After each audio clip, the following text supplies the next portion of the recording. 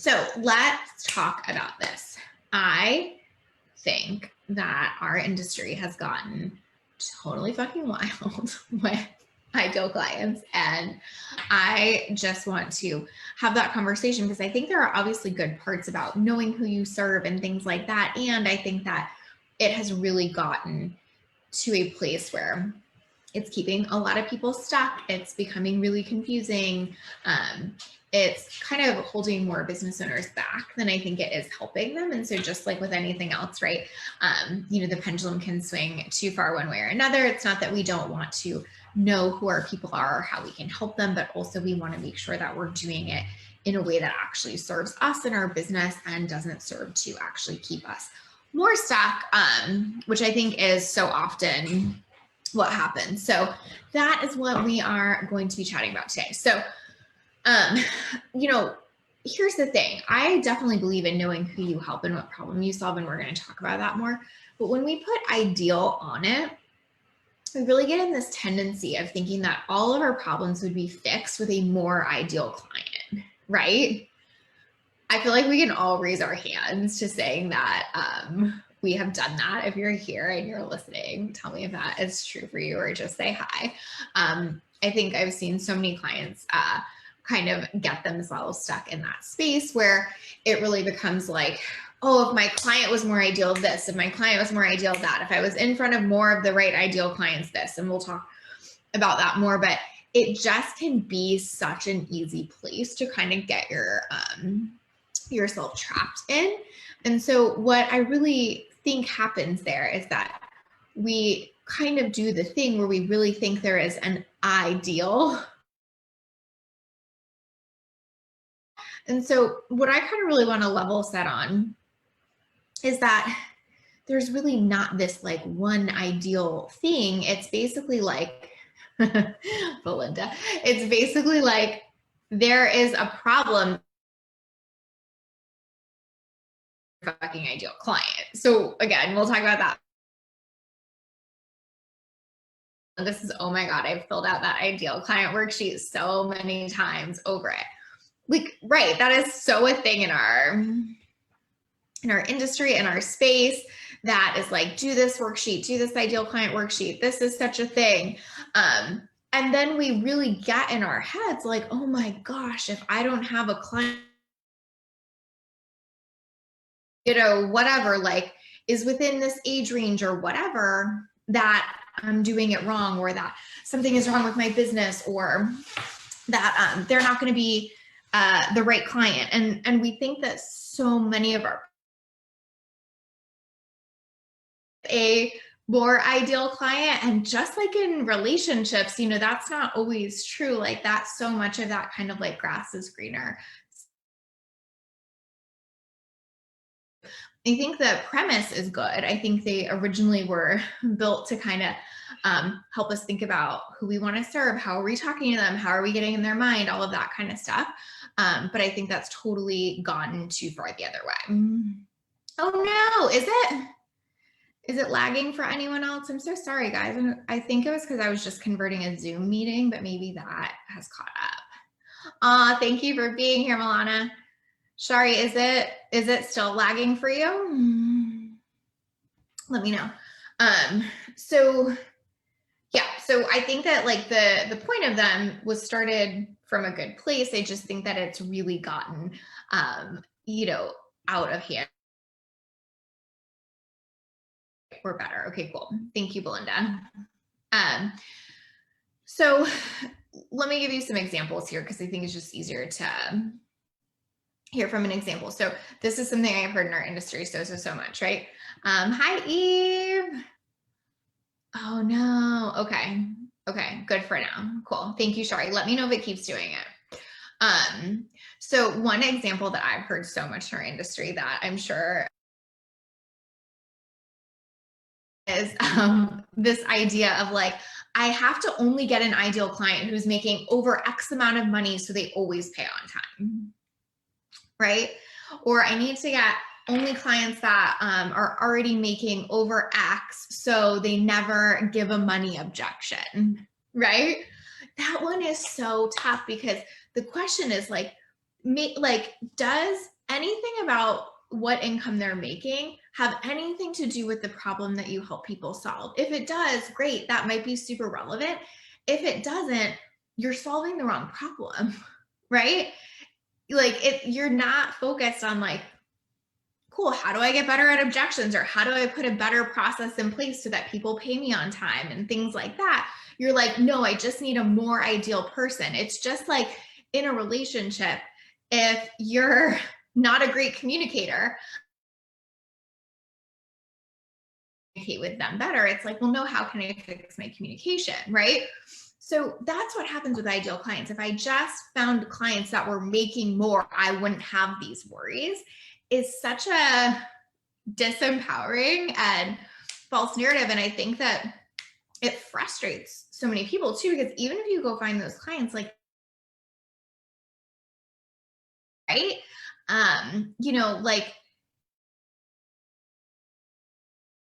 a client that's making a certain amount means they'll pay on time. That's not a thing. Does that make sense? And so it's just like a way that we can keep chasing. Oh, I just had a client that like struggled to make payment, and I'm going to decide it's because of this, and then I'm never going to take a client like that again. And then we're trapped, and we start building businesses, which is what I talk about all the time, around all of these rules that we've set for ourselves versus like, hey, I might have to fix a process or something, but I can't keep like, oh shoot, it's still lagging for you. I wonder if I can just like close more tabs out here.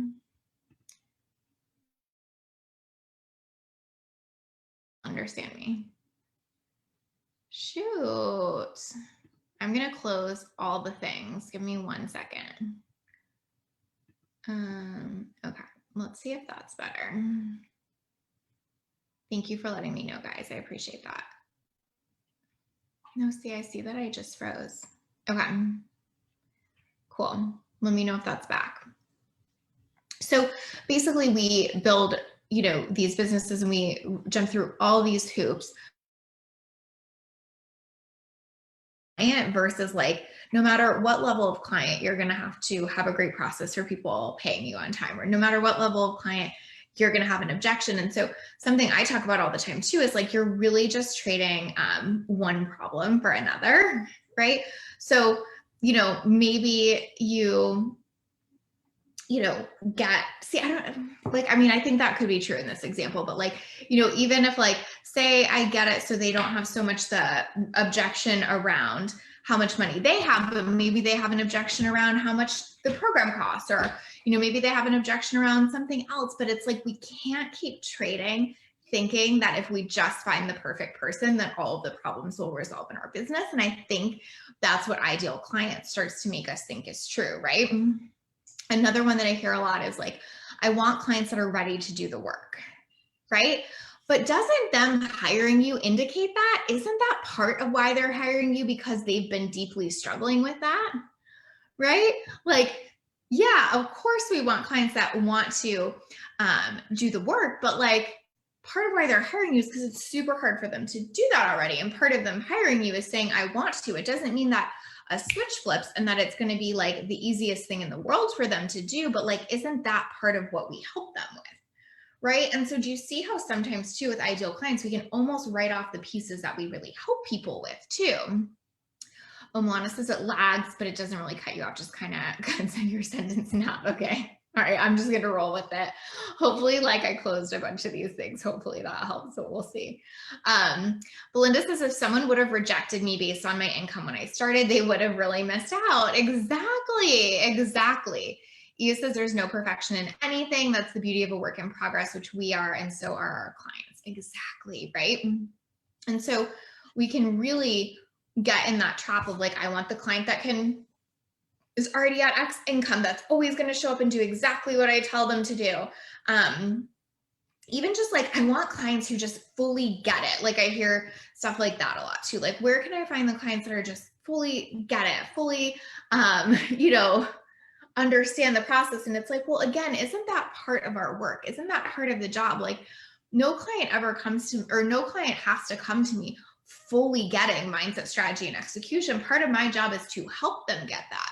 So again, what I think the ideal client thing does sometimes is almost like if we really got the ideal client, they wouldn't need us. Do you know what I mean? Right? These are obviously like sweeping generalizations, but just notice how quick we are to make assumptions, right? I've had clients who seemed like they totally did not get it, honestly. I have had clients who seemed like they were never going to get it, make $1 million, right? I've had clients who were scared of money and investing that had a ton of money, right? I've had clients who struggled so freaking much to listen to what I had to say, eventually hit 7 figures and on and on and on, right? So I think that it's just really interesting how we can make all these assumptions and we miss out. Of like someone would have missed out on having her as an amazing client, right? Shari says what's funny is, oh, hi Sheridan. Thank you for being here. Yes, Eve, help them get it. Shari says what's funny is some of my clients were considered not ideal or not well. Usually something that gets resolved in your work, something that usually gets resolved if your work includes mindset work. It might be harder if you're solely. Yeah, totally. I mean, listen, I think even if you're more of a deliverable like that, it's like, can you work with them through the process? Like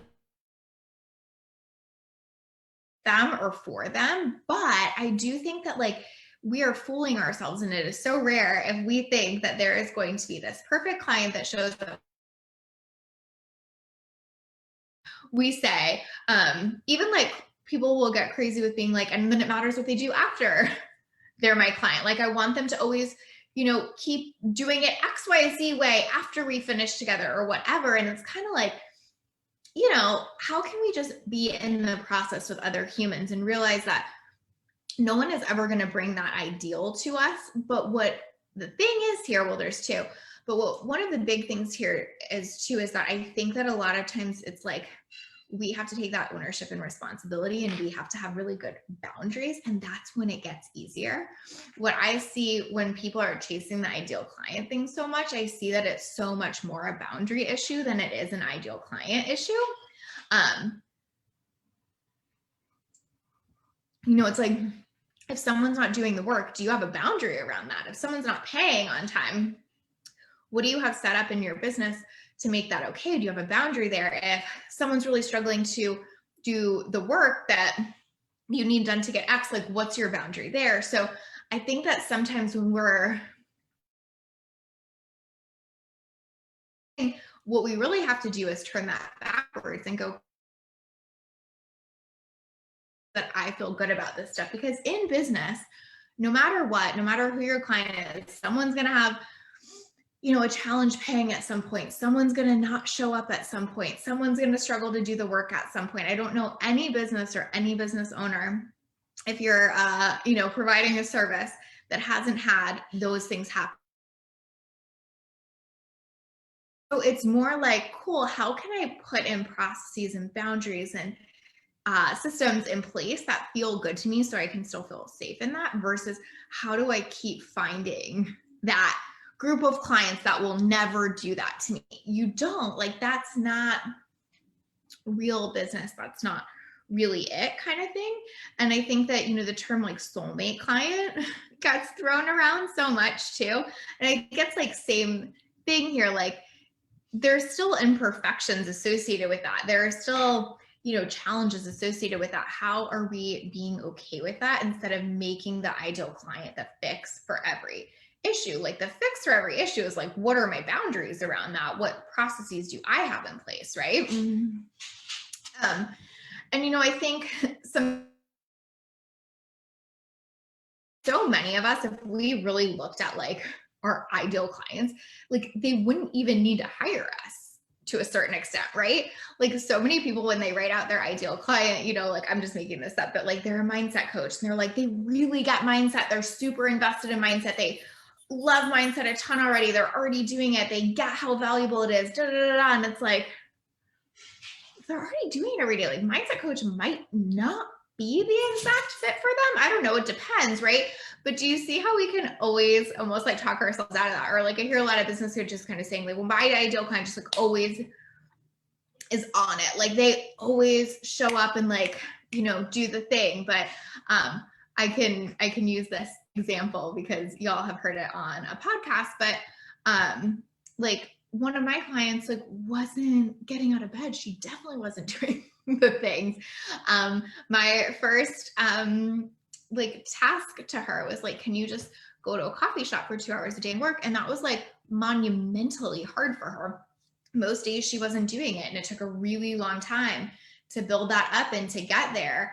And last year she made $1 million, right? And so my point in saying that is like, I just think we're so quick in this space to kind of like write things off, write people off, instead of being like, well, the way I'm looking at it is like the problem that I solve as a business coach is like, how do we get you showing up for your business? And so if that means taking 1 step forward with you going to the coffee shop and then 3 steps back and then 1 step forward again and then 3 steps back, like, can I like be in that with you? Can I hold the space for you?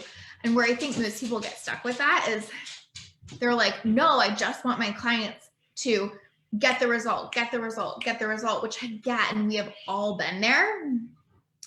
But you see how that's kind of like this rub that comes up with ideal clients too, is like, we're kind of putting so much attention on like, how do I get this client that gets this result? Because we think that that is like, you know, the end all be all. And of course we want to like support our people to get results. And I'm certainly not saying that, but it's like, can you support them where they're at? Can you know that they're going to be a human throughout the process? Can you assume that they're going to be a human throughout the process? Like if you kind of get yourself stuck in that place of like, okay, so you're probably, you know, like with that client, I could have easily been like, this is so not an ideal client. Like I never want to take a client again that's, you know, struggling to even work for 2 hours a day. Just a great client. Like that was just a thing that we had to get through. So the reason I want to talk about this is because I think that we're just so quick to take the human out of things. And so much of this ideal client is about like, almost like removing some of those human elements and removing some of the mess that just comes with business. And so what I am always trying to do is normalize that. What I always want to be here and be about is going like, yeah, sometimes it'll be messy. Yeah, sometimes you'll have a tough client. And the other thing that I have found to be true over time that I think is important to talk about is the same client can be a really tough client and a really great client. And it's both. Like, you know, like that same client who couldn't get out of bed could now be like this super easy client that does everything I say, right? And they're both the same person, right? And so that's like the evolution of people too. And that's the evolution that they can get through our services, right? Like you might have a client who starts with you and you have to set a lot of boundaries there, but then they get those boundaries and they're like the best client, right? But am I willing to go there? Am I willing to be in the mess? Am I willing to hold space for that? Am I willing to hold my own boundaries? Like, I think these are more of the questions we should be asking around clients and service delivery and solving the right problem. Because for me, I think ideal client so very infrequently solves the exact right problem that most people are having in their business. Does that make sense? So a lot of these problems we're trying to solve for would be better solved with boundaries, processes, that kind of thing. So I'm going to talk about that in a second too, but let me know if you guys have any questions around any of that so far. But I really just like want to give that permission. Like the client that's like the soulmate client might also not feel like the soulmate client sometimes, just like in partnership, just like in relationship. The husband that's the soulmate sometimes doesn't feel like that and sometimes does. So we have to really create space for the humanness in all of this. And that's, I think, and believe when our clients get really epic results. When we're kind of quick to write people off because they're not hitting this set of characteristics or they're not showing up in the way that we would prefer them to show up. Like, I think it's just so challenging to really create those epic results, to be perfectly honest. So, you know, for me, it's so much of this is a question of, can you get comfortable with the mess that is the human experience instead of trying to build your business to not have humans in it, to not have a human experience, right? And this isn't to make you wrong if you're there or, if you've done that before. It's just really to offer you a new perspective that would actually make it way easier. Like, it is so much easier to just be like, cool, I need better boundaries here. Cool, I need a different payment process. Cool, I need to speak to these objections better, than to keep reworking this ideal client avatar over and over again. I promise this is the shorter, faster path. It really, really is. And so that's, a certain part of it. Actually, I just did a happy hour for my clients. So basically, once a month, I just am doing it's like no coaching, no nothing. It's like literally just like a come together, hang out, have a cocktail, whatever kind of happy hour and chit chat for my clients. And I just did one, and a few people commented after that to me that were there, like, gosh, your clients are all so different. They're all so diverse. It's like actually really weird and interesting kind of how different your clients are. And I really appreciated that feedback. And I think that, to me, that's like why I'm able to get people really good results, is because I don't focus on all of those particulars. I really focus on like, do we have shared values? Do you have the problem I solve? Right? And so when that's true, like, I can really help you. When I'm focused on all the particulars, sometimes what happens is that I even kind of shy away from focusing so much on the problem I solve. And that's where I think it gets tough. So I really think that having different clients that are super diverse is like one of the reasons, or one of the things that makes me a great coach, but it's also just not that important. So many of the people there were getting like amazing results in their business. It's not so important, all the particulars. That's why they're all different. But it's like they have that problem, right? Shari says, yes, I love that point about playing with boundaries over switching clients. It has served me so well. And I've literally had the experience you mentioned with a really hard client also evolving to become a great client. Plus, you never really know what context people are coming from. As a client, I always super appreciate when people clarify their own boundaries, so I know what they need from me to get the most out of working together. It's so, so, so true, right? Like, we can make so many assumptions. I think that's such a great point, Sherry. Like, we can think like that person's not an ideal client or whatever because, whatever, like, they message me too much. It's like, but have you set a boundary around them messaging you? Have you told them that? Does that really make them not an ideal client? I think that's such an important piece of this conversation too, Shari. Thank you for bringing that up. Like, so often we're quick to make that the problem instead of being like, did I just tell them that, right? So good. Sab says, such an interesting perspective, but loving it so far. So good. Emily says, hello. Thank you for talking about this. You're so welcome, Emily. Suzanne says, absolutely. My best friend gave me nothing but trouble when we first knew each other. Glad I didn't pass on him. Oh my gosh, that's so funny. I love that. It's so true. Hey, Claire.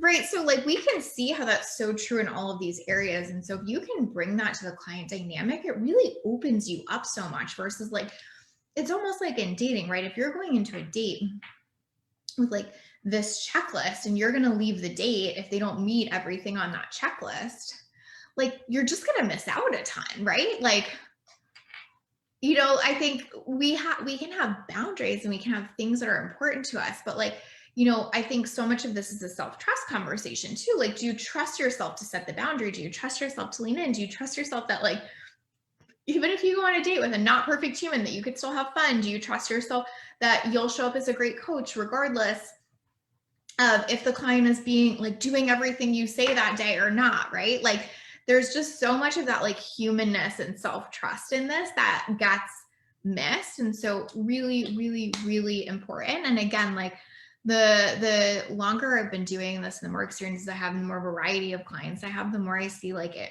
really does not matter that much and it can be so limiting. Okay, so that's sort of context there, but let me talk about what I think you can do instead, because I think that's just as important. So what I really believed about doing instead of just like this like really intense like ideal client avatar kind of thing is just like, what's the problem? What's the number one problem I solve? And does that person have the problem? That is literally my filter in business. And it sounds so overly simplistic, but it really, really works quite well. I started my value-centered sales mastermind this morning. I love how everything's always serendipitous in terms of picking a topic, but I started my value-centered sales mastermind this morning. And that was the first question I asked everyone. And there is like, what's the number one problem that you solve? Because that is like the niche, that is the ideal client. And so, it doesn't mean that you can't talk about other specific things that you learn about clients. Like I talk a lot about serving high performers, but I wouldn't say that's every client I have, to be perfectly honest. I particularly know one of my clients would multiple, actually. I'm like, in my head, I'm like, oh yeah. I can think of multiple of my clients who do not resonate with like high performer mentality at all.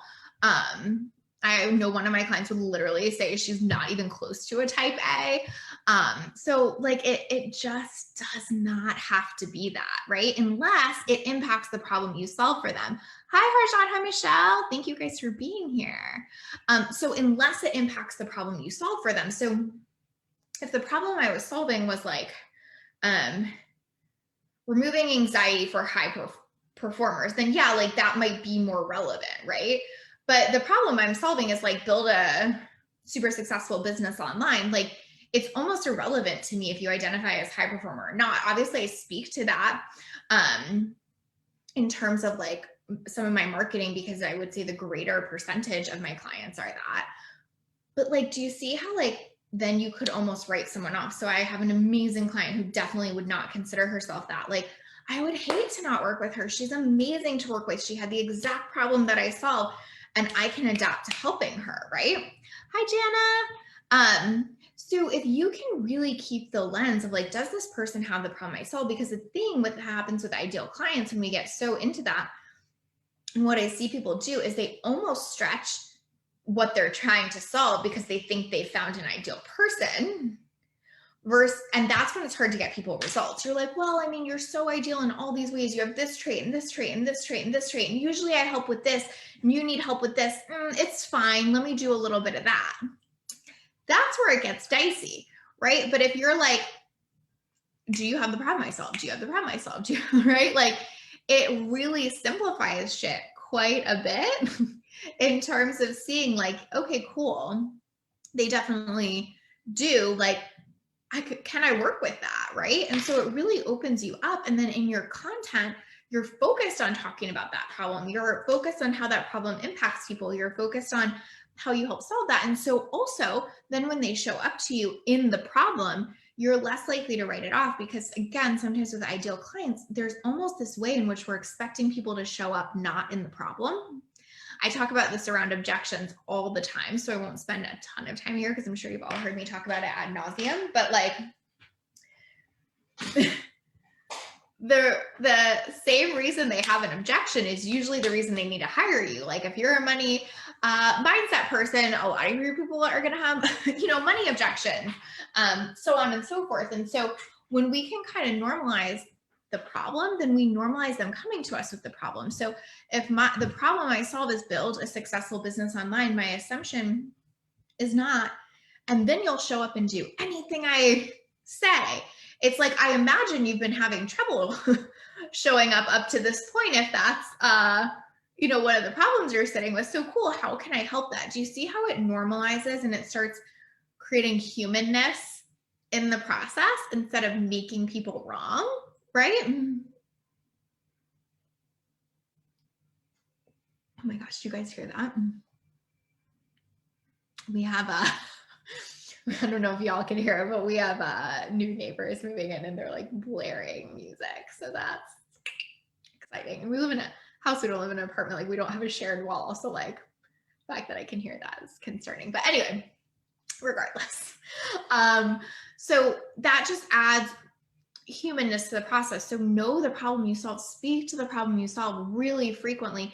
Don't be so obsessive about like, well, they're in this age range, they're in this demographic, they make this much money. Again, unless the money thing is really relevant to the problem you solve. Like if the problem you solve is like how to invest, in the stock market or whatever, once you've started making over 100K a year, then, that might be relevant. But otherwise it's just not always relevant. Now, some of my clients do solve a problem based that's very specific. Like one of them might solve a problem of like how to hit 10K months. So it's not relevant where they're at, but it's still relevant of like, do you have the problem of wanting to hit that? So I'm not saying you can never talk about the money. It's just that like you do it as it relates to the problem you're solving, not all of this ancillary stuff that you think is super, super important. It just depends, right? I have a client who is a nutritionist, and she does a lot of like intuitive eating stuff. And, you know, her clients run the gamut. Like they're so different, and they're of all different incomes and backgrounds and all of these things. But it's like, do you have the problem that she solves? And then it really, really gets easy. I just cannot tell you how much easier it could be, right? And then you don't keep chasing that as the solution to other things. You look at your boundaries, you look at your systems, right? Totally fine, Claire. Yeah. So the other piece of this too that I really personally focus on is values. So I really try to be clear on what my values are and talk about them a lot, and then assume that I have am gonna draw in clients that have value alignment, because I think that that gets left off of the ideal client exercise. We're like, we care what age they are or something, but we don't care if we have similar values. Like that makes no fucking sense to me. Because what I see with my clients, and again, one of the reasons I think my clients get really exceptional results is because we really have a lot of value alignment, because I'm so clear, you know, what mine are, like personal responsibility, things like that. And if you can speak to that a lot, if you can weave that into your copy and your content and your sales pages, it gets so much easier, because that's when you have value alignment with a client, you can really move forward fast. When everything is a values rub, it's going to feel like this a lot of the time, right? And so if you just know what the problem you solve is and then have value alignment with that person, it is highly likely that you will be able to do a kick-ass job with them. If you're just worried about like, you know, you're not asking any of those deeper questions that actually make your work feel good on the day-to-day, because I promise you your work is going to feel so much easier, and it's going to be so much easier to set boundaries, etc., when you have a client who you have value alignment with. Whenever people come to me and ask me like, you know, what's the most important thing to consider in hiring a coach? Like, should I make sure they're making way more money than me, or should I make sure they've gotten XYZ result that I want to get, or whatever? I'm always like, doesn't fucking matter. Do you have value alignment? Right?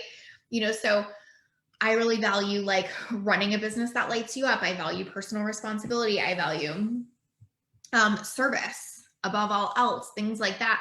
So the clients that come to me are going to value that. But imagine if I valued service above all else, and a client came to me and was basically like, yeah, I'm not really worried about how well I serve the people. I want to like see how fast I can get them through this program and make as much money as I can. And if they like it, they like it. And if they don't, they don't. Imagine how much harder it would be for us to move forward at that point, right? So do they have the problem you solve? Do you know what your values are? Do you have value alignment? If you know that, you can ditch all of the rest of the exercises, because the rest don't matter. Just like as evidenced by like that client happy hour that I was talking about. Like the reason it's fun is because so many of them have similar values, even though surface level it looks very different. And they have different businesses at different places. They make all varying incomes. They have all different business models. Like it's all so different except for that, right? Except they definitely want to build a super successful online business, and we have value alignment. That's it. So that is a great question for you to ask yourself as a takeaway here today. What's the number one problem I solve? And what are my values? What values am I looking for a client to come with? And this is also similar to relationships, right? Notice how it's such a parallel path to any good relationship. Like, I don't care if, you know, my partner is this tall or that tall. if our values don't align, it's always going to feel bad, right? And so sometimes it's just really helpful to be like, well, this makes sense in all other contexts in my life. I'm not like, probably with most of us, like the partner we ended up with is not like meeting this perfect checklist unless the checklist is based on, things like value. So for me, I actually did make a checklist and I got divorced. It was very value based. It was very focused on that. And like Kenny has so many of those things, but it was based on those versus like, he's this age, he has this job, da, da, da, da. Like that's a losing battle, right? When you're like, he shows up in this way, he highly values integrity. Like, so that's another one for me. Like integrity, if you guys know me, is like why I left my nonprofit. It's why I'm here. So for me, that value is so high. So that was on the guy list. That's on the client list. Personal responsibility, super valuable to me. That was on the guy list. That's on the client list. So do you see how like that starts to make sense? It starts to line up. Like, so if you aren't in partnership, look at like, what would you be looking for value-wise there? And I bet the client thing is not dissimilar. Or if you are in partnership and you have a partner that you think is amazing, like look at where your values align and how important that is and how you could do the same with clients, right? Janice's values are so important. I also went through, so many are loading. I also went through value exercise recently when I was in the process of attracting my partner. Exactly. Claire says values are so important in every relationship. Cannot agree more. A total game changer. Tristan said, oh my God, saw the clock and said 5:39. Almost flipped over my yogurt. It's so funny. Welcome, Tristan. Shari says, do you ever feel like value alignment might seem like it's not there, but it actually is? Like they're not used to thinking about their problem in terms of your approach. For instance, if someone came to you wanting to create a business they love, but they want to learn strategic, oh my God, sorry, I can't read out loud. They want to learn strategic steps and aren't convinced yet that the mindset is the way to accomplish it. Does that make sense? Absolutely. Totally. For me, it's more, that's like a more particular thing of like, do you believe mindset is the thing? And more like, how would I say it? Yeah, more the broader scope of like, are you open to growing and learning? So like my value there would be like open to growth and evolution. Again, partner list, potential client list, not love's mindset. And again, that's where I think the ideal client thing fucks us up, because love's mindset, it depends. Like, right, like you're saying, Shari, like maybe they've been exposed to it, maybe they haven't really quite thought about it in the way I'm going to help them think about it, that kind of stuff. But if they're open to growth and learning, cool. And really, like, again, same thing with a partner. Like if I had said love's mindset, I don't think Kenny would necessarily categorize himself as that at all or qualify as that, but he very much possesses a growth mindset. And so we're aligned in that way. So same with clients. It's more like, are you coming open? Like if you're not coming open, then we don't have value there. Like if you're like, it's only strategic steps, it's only that, I'm not open to anything else, don't have a growth mindset, right? I'm like, yeah, I'm probably not gonna be able to help with that. But if it's like, I really want these steps, but like, I trust that things are going to evolve, I'm always open to growth, I'm always open to being challenged, cool. We're on the same page there. Yeah, cool. Emily says, do you have any tips on getting clear on your values when you're young? Is this something you can actively work to discover, or just something you learn with time and life lessons? Oh, I love that question, Emily.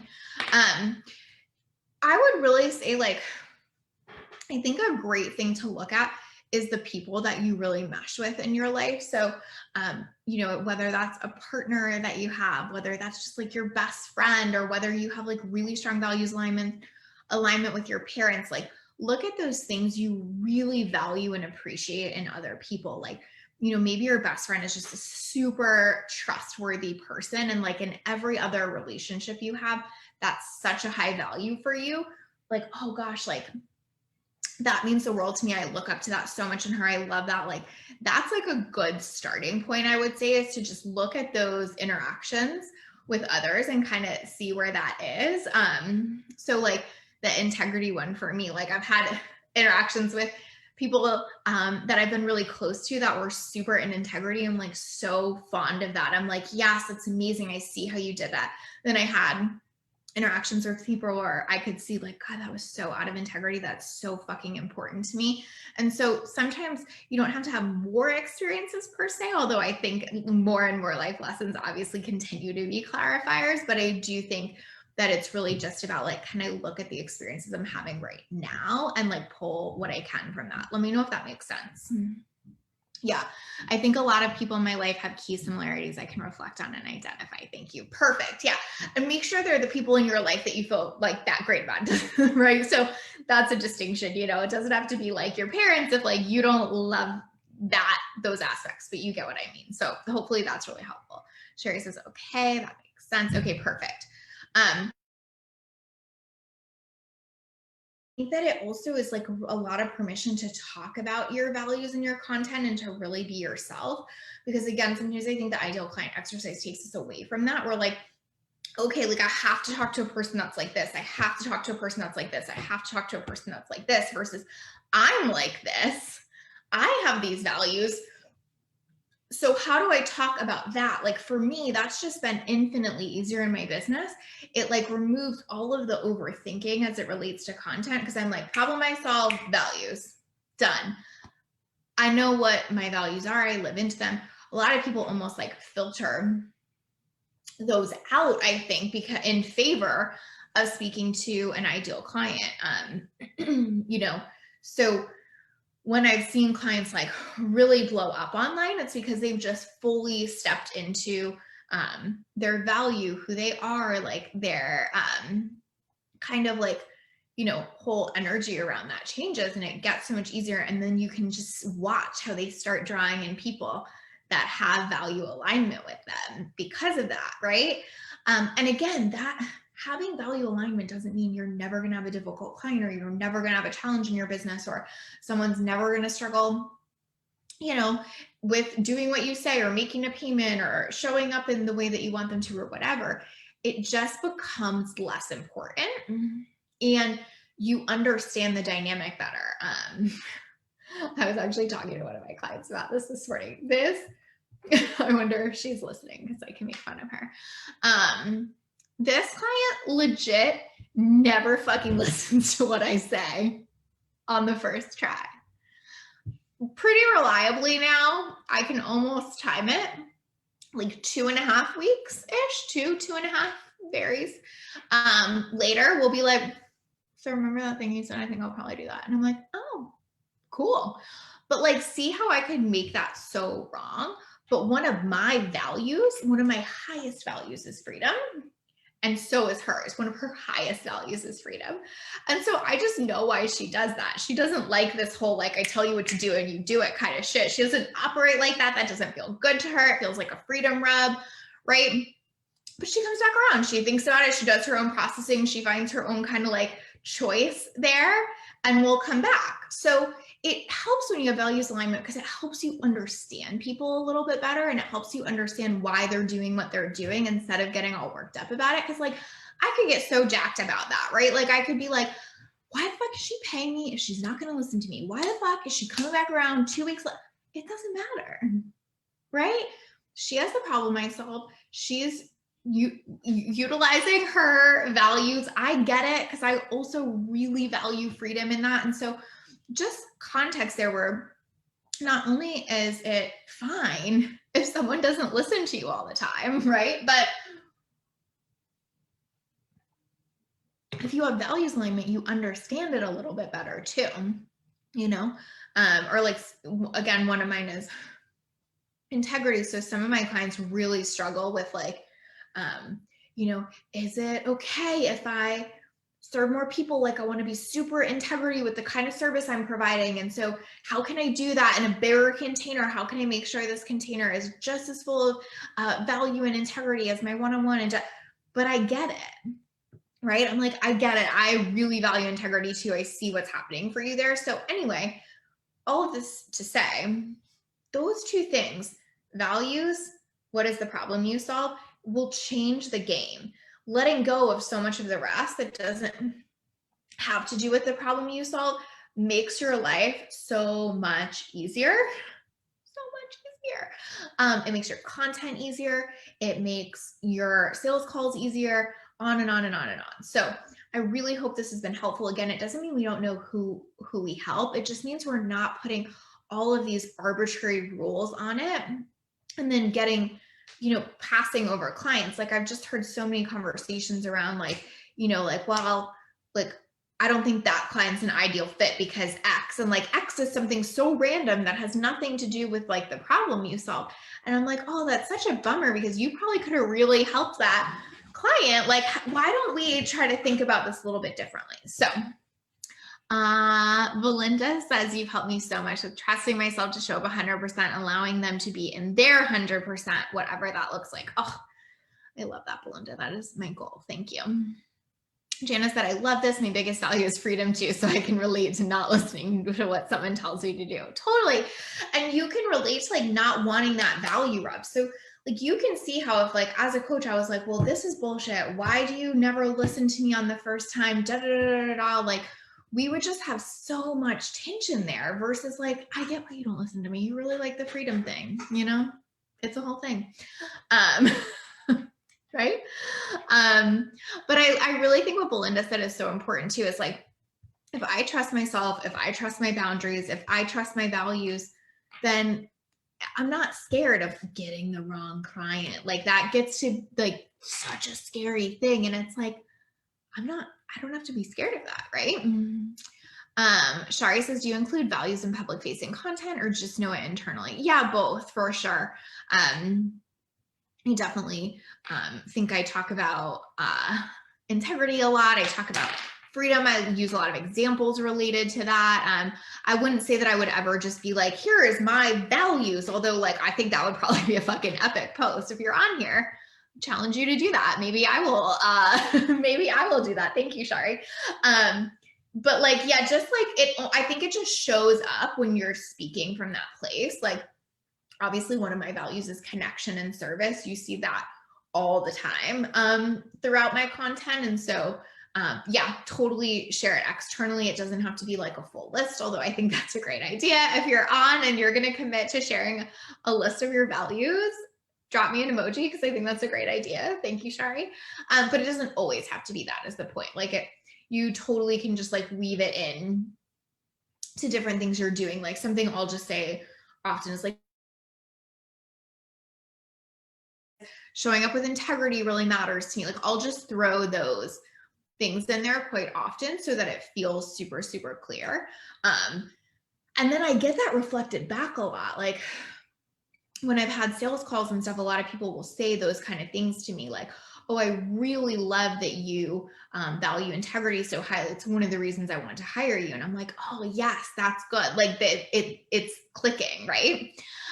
Michelle says, I was driving and listening in and just wanted to say, I love the freedom example. I've been in containers where you feel that, where that felt tense. And it makes such a difference when you're clear on your values and also grounded in them. Yes. Yeah, Michelle says, been there too, Jana. Totally. Yeah, I think it's so interesting how that is, where it feels like pressure versus can we, go the extra mile of understanding our people. Who is that quote by? Ketty says it all the time. Oh my God, who is it by? But it's basically like seek first to understand and then be understood, right? Can't remember who it's by. He's going to be like, I can't believe you didn't remember that. But he says that quote all the time as it relates to so many things in life. Like if you approach life as seek first to understand and then be understood, like I think this is that kind of like, and it's easy to seek first to understand if there's value alignment and then worry about the being understood afterwards. If it takes them 2 weeks to get there, it takes them 2 weeks to get there. Like if I want freedom and personal responsibility to be two high values of my clients, then I have to kind of be willing to deal with the trade-off of that. And again, ideal client tells you there shouldn't be trade-offs, right? It tells you like, oh yeah, they should want freedom, but they should listen to every single thing you say or they're not a soulmate client. Like what? That doesn't even make sense together. Yes, thank you, Tristan. It is Stephen Covey. Yep, spot on. Right, so like, do you see how that doesn't even make sense together? Like, this particular client that I'm teasing that always takes two and a half weeks, her entire life has been built around freedom. So for me to think she's gonna like come into my container and show up any differently is laughable, but it doesn't mean she's not an ideal client, right? So hopefully value post, I think that would be amazing. I hope that you incorporate it more, get super clear on the number one problem you solve, and then really let go of all the rest. Because like I've said, like so many of the clients that seemed like difficult clients are also my clients who went 0 to 7 figures. So many of the clients who had money objections are the clients that have now been with me for 5 years or whatever. You know what I mean? So permission for it not to be anything other than problem, values, and then the rest gets fixed with like that self-trust, those boundaries, those other things we were talking about. So I love you all. I hope that was helpful. I hope that you guys have a beautiful, beautiful week, and I will talk to y'all soon. Bye, guys.